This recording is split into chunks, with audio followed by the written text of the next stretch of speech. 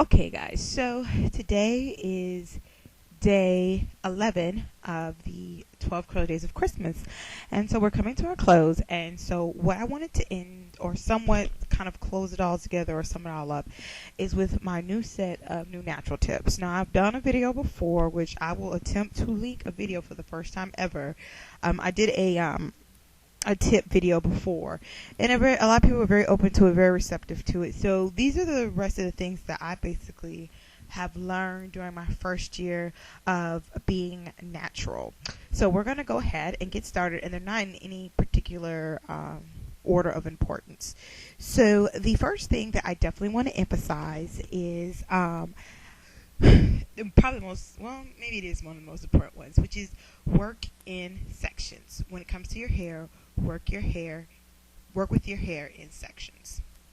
I say this because, back in the day, when I was relaxed, I didn't, wash my hair in sections. So there's always that one section I was somehow missing or neglecting or forgetting the soap out all the way. So being natural, it really helps because it helps decrease the tangling.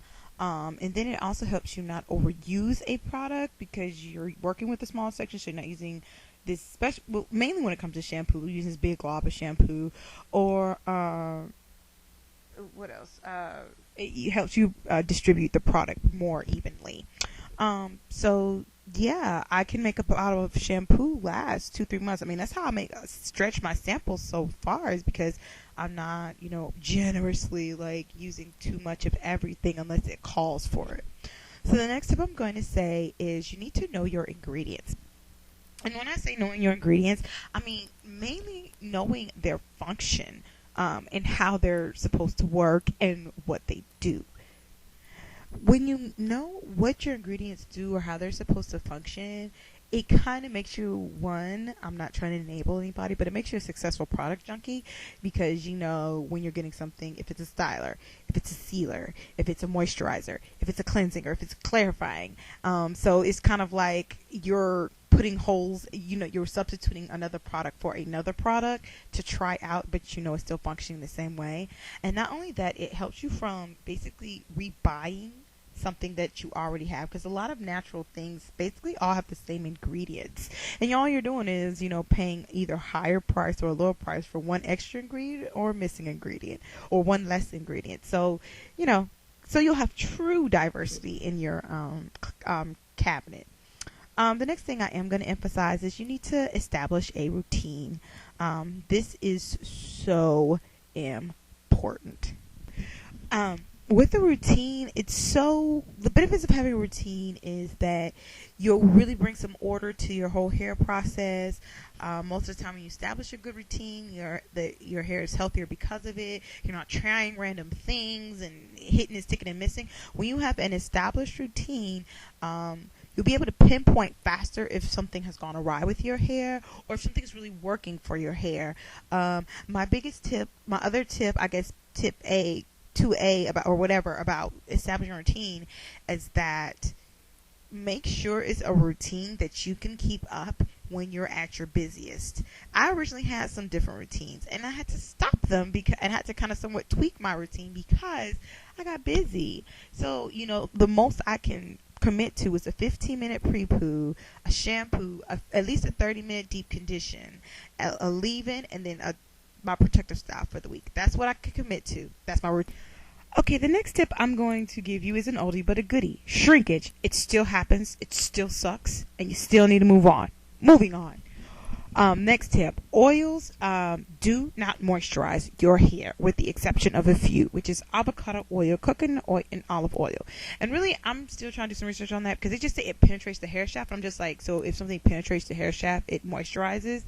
I'm not sure about that. However, what I am sure about is, for the most part, oils function as a sealer. So before you put an oil on your hair, you need to have already put some type of water, aloe vera juice, panthenol, whatever moisturizes hair. Then put the oil on because it locks in the moisture and helps you not lose it so quickly. The next tip I'm going to give you is to put the brush down, or at least stop using it so much. I was addicted to my brush because I was doing my puffs a million.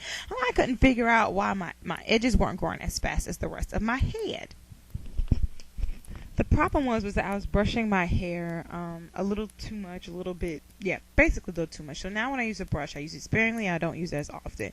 I say if you could just cut down to once a week, you're good to go. My next tip for you guys is going to be, you know, if you don't have enough hair, if you feel like your hair is too short or shrinkage is still stopping you from doing some hairstyles, try to stretch it out first. Meaning, do some 4 loose plaits, 4 big plaits. Don't have to be pretty. So go ahead and give your hair some stretch. Because my hair still shrinks up a lot, but the only reason why my hair looks so big half of the time, and I think other people do this and don't want to inform their viewers that they're stretching out their hair, but that's another day, another story, is because I stretch it out, I braid it out. How I did this bun, I stretched out my hair. I let it stretch a little bit before I actually did the bun. So, yes, definitely stretch your hair if you want to try to have more versatility in styling. So my next tip is to heavily, if you're going to be trying a lot of products or you want to take up the exciting career being a product junkie, you need to learn to invest in samples. If a product offers samples, then you need to go for the samples. So you won't have a whole bunch of wasted product, or if it was a product that you're like, yeah, it was okay, it wasn't bad, it wasn't good, it wasn't excellent. You want to get samples so you don't feel like you're wasting a whole bunch of money. And if the product doesn't offer samples, I would say you need to get some great reviews, some pretty solid reviews. If it's mixed reviews, don't do it. If it's pretty much like, hey, it's great, hey, it's great, hey, it's great, go for it. Go ahead and buy the full size. Go for it. But if you can get the sample size, don't make the full-on commitment because, as you know, especially if you're trying to do a natural, organic type of thing, that the products can be a bit more pricier. Alright, so my next tip is that you need to hang around supportive people when you're natural. I'm not saying that you still can hang around your old friends, but you need to make sure that you are at least one of those friends or get a new friend that really support what you're doing, because there'll be so many people and so many little jabs, little snide remarks, that people will say about your natural hair. So you need somebody who just really appreciates just you. It's always best just to have somebody who just appreciates you and just is your hair, it's whatever. But you want to make sure you're in that supportive environment, especially because if you're transitioning, that is the craziest time. That is the most often you will walk to the edge of a ledge when you're transitioning. You'll walk to the edge of that ledge, and you're going to need somebody that's going to keep you supported and uplifted. And then my last tip is know your hair. Nobody can know your hair but you. You can look at my routine. You could look at Kimmy too, beautiful brown baby doll, natural cheek. You can look at you can look at all these people's hair, but it has nothing to do with your hair. It's a great basis. It's a great thing to try, especially if their hair is similar to yours. But even in the most similar head of hair, there are differences. So you must learn to know your hair, because there's so many people who just say, I can't get my hair to be moisturized, and I do this and I do that like that person, or I did what you suggested. And my biggest thing is, because the moisture is a complaint I hear often, is sometimes you just have to do more. It doesn't matter if you have the best thing that's to fight dryness.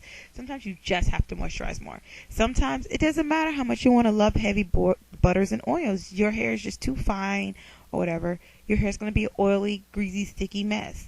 You can't use it. So you have to know what works for your hair and what your hair needs. And guess what? How you get that? You establish a routine. Okay, guys, so I'm done. We're done with the tips, and I just realized I've been saying day 11, and it's day 10, and I apologize. It's confusing. So anyway, I'll see you guys for day 11 tomorrow. Bye.